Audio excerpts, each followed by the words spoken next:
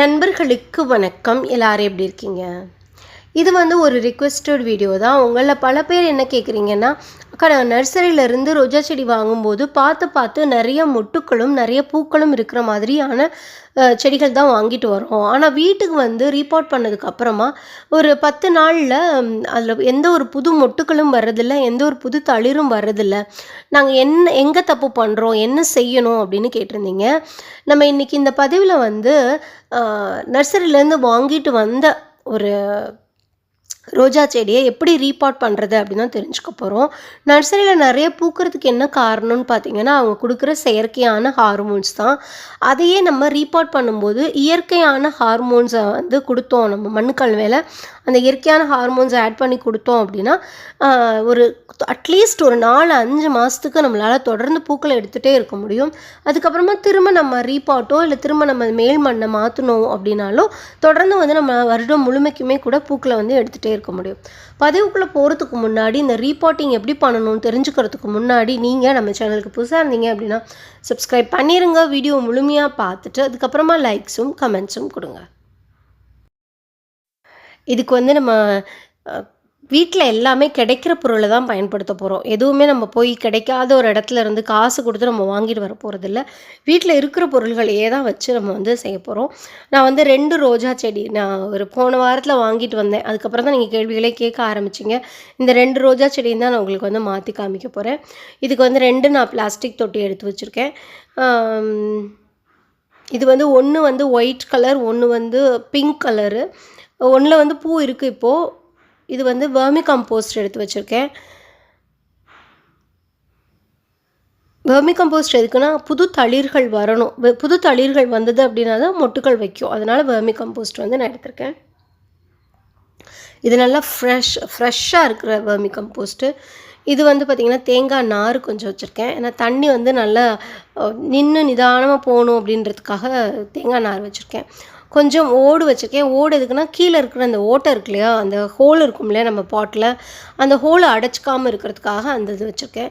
இது வந்து நான் கடுகு புண்ணாக்கு எப்போயும் யூஸ் பண்ணுற கடுகு புண்ணாக்கு. இப்போ நம்ம ஊரில் கடுகு புண்ணாக்கு இல்லை அப்படிங்கிறப்போ நீங்கள் கொஞ்சமாக கடுகு கூட நல்லா பவுட்ரு பண்ணி வச்சுக்கலாம். ஒரு 50 கிராம் கடுகை நல்லா பவுட்ரு பண்ணி வச்சுக்கலாம்.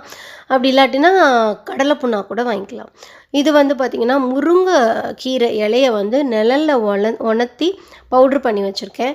அதுதான் பார்த்திங்கன்னா இந்த ஹார்மோனுக்கே ரொம்ப நல்லது. அதுதான் இயற்கை ஹார்மோனு. நிறைய பூக்கள் பூக்கிறதுக்கு அதுதான் உதவும். எல்லா செடிக்குமே நீங்கள் கொடுக்கலாம். இது வந்து வேப்பங்கொட்டையை வந்து பவுட்ரு பண்ணி வச்சுருக்கேன். வேப்பங்கொட்டை வந்து பூச்சி வராமல் இருக்கும். அதே நேரத்தில் அதுவுமே வந்து பார்த்திங்கன்னா ஹார்மோனுக்கான ஒரு பொருள் தான். இந்த எலுமிச்சம்பழம் தோல் எதுக்கு வச்சுருக்கேன்னா நல்லா பிரைட்டாக பெரிய நல்லா கலர்ஃபுல்லாக பூ இருக்கணும் அப்படின்றதுக்காக வச்சுருக்கேன்.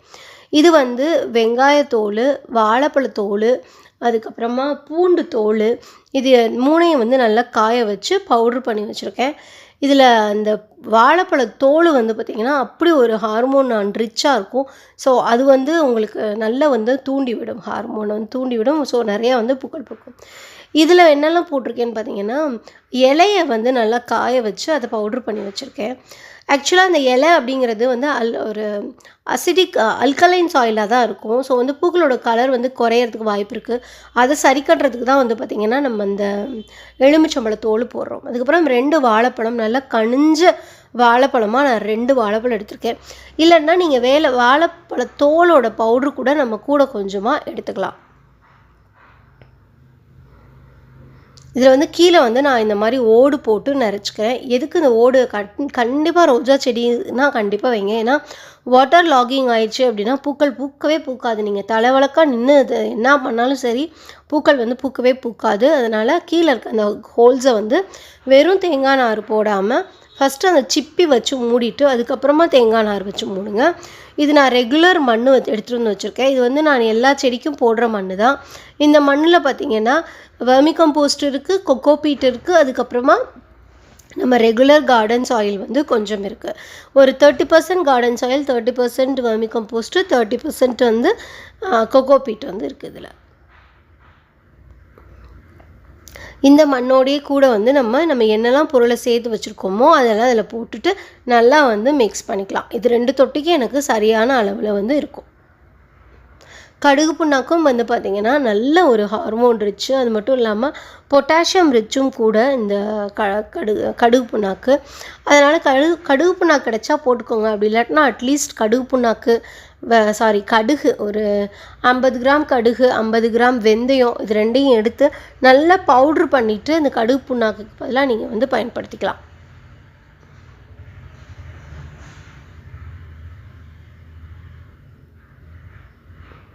நான் கிட்டத்தட்ட ஒரு 1/2 கிலோ அளவுக்கு கடுகு புண்ணாக்கு வந்து பயன்படுத்திக்கிறேன்.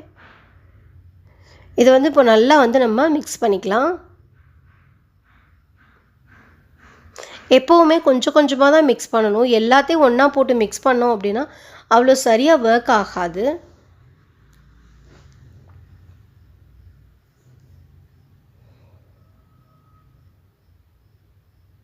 இப்போ வந்து இந்த எலுமிச்சம்பழத்தையும் வாழைப்பழத்தையும் தவிர்த்துட்டு மித்த எல்லாத்தையும் மண்ணில் போட்டு கொட்டிடுவோம்.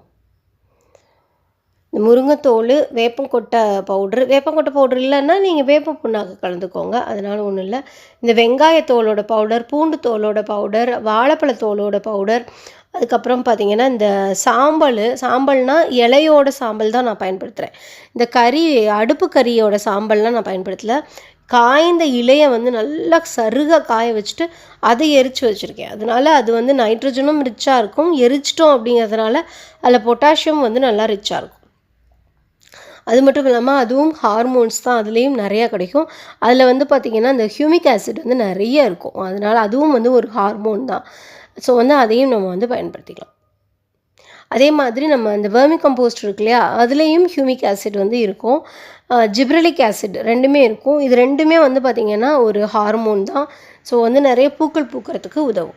இப்போ நல்லா வந்து மிக்ஸ் பண்ணிக்கலாம். மிக்ஸ் பண்ணிவிட்டு நீங்கள் தொட்டி மண்ணில் வந்து நீங்கள் தேங்காய் நார் போட்டு வச்சுருக்கீங்கள, அதில் வந்து நம்ம மண்ணை அள்ளி போட்டுருவோம்.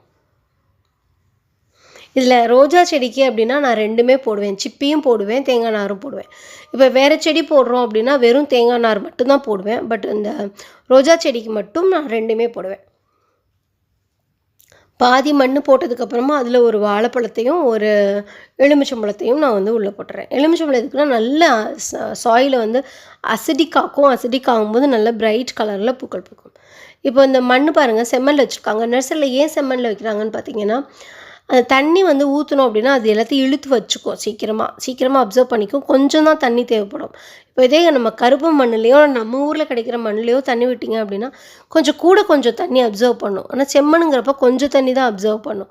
அதனால் நர்சரியில் தண்ணியை மிச்சம் பண்ணுறதுக்காக செம்மண் போடுவாங்க. ஆனால் செம்மண் அப்படிங்கிறது முழுக்க செம்மண்ணில் நம்ம செடி வளர்த்தோம் அப்படின்னா அவ்வளோ சரியாக வளராதுங்க. அதில் ஒரு சத்துமே கிடையாது. சாயிலை வந்து ரொம்ப அல்கலைன் ஆக்கிடும். அதனால் வந்து நீங்கள் கொஞ்சமாக வந்து செம்மண் கலந்துட்டு நிறைய தவிர்க்க பாருங்கள் செம்மண்ணை. இந்த தாய் மண் அப்படிங்கிறதும் ரொம்ப முக்கியம். ரோஜா செடியிலேருந்து எப்போவுமே அந்த தாய் மண்ணை முழுமையாக எடுக்கக்கூடாது. அந்த தாய் மண்ணை நம்ம வச்சுருக்கோம் இல்லையா மண்ணை, அதோட நல்லா மிக்ஸ் பண்ணிடலாம். இப்போ நான் வந்து இந்த செம்மண்ணை வந்து நான் வச்சுருக்கிற மண்ணோடையே கூட மிக்ஸ் பண்ணிக்க போகிறேன்.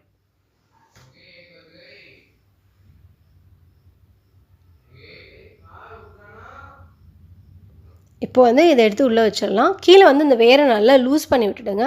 அந்த மாதிரி லூஸ் பண்ணி விட்டோம் அப்படின்னா தான் அது வந்து புதுசாக போய் அப்சர்வ் பண்ணுறதுக்கு ஹெல்ப் ஆகும். அது புது மண்ணுக்குள்ளே போகிறதுக்கு இதாக இருக்கும். அப்படி இல்லாட்டா அப்படியே இந்த கட்டிக்குள்ளேயே இருக்கும், மண் கட்டிக்குள்ளேயே அப்படியே இருக்கும். அதே மாதிரி மேலே இருக்கிற மண்ணையும் லைட்டாக வந்து ஊற்று விட்ருங்க.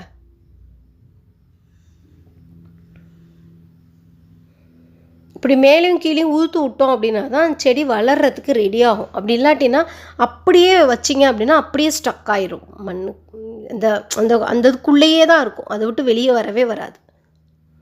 இந்த நம்ம யானையெல்லாம் சின்ன செயின் போட்டு கட்டினாலுமே அது அப்படி தான் நினச்சிக்கொள்ள நம்மளால் வர முடியாது அப்படின்னு. அதே மாதிரி இதை நீங்கள் உடச்சி விடலை அப்படின்னா அதுக்குள்ளேயே தான் இருக்கும் அந்த வேர். தன்னால் அதை தாண்டி போக முடியாதுன்னு நினச்சிக்கோம் இந்த வேர். அதனால் நம்ம கண்டிப்பாக உடச்சி விடறோம். இப்போ இந்த தாய் மண்ணையும் போட்டு நல்லா மிக்ஸ் பண்ணிவிட்டு இந்த மண்ணை வந்து நம்ம அந்த தொட்டியில் எங்கே கேப் இருக்கோ அங்கே போட்டு ஃபில் பண்ணிடலாம்.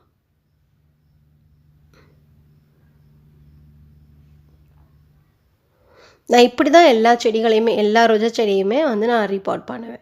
இந்த பதிவு நிச்சயம் உங்களுக்கு பயனுள்ளதாக இருந்திருக்கும் அப்படின்னு நான் நம்புகிறேன். பயனுள்ளதாக இருந்தது அப்படின்னா கீழே எனக்கு கமெண்ட் செக்ஷனில் சொல்லுங்கள். உங்கள் நண்பர்களோட பகிர்ந்துக்கோங்க. தேங்க்யூ. God bless you.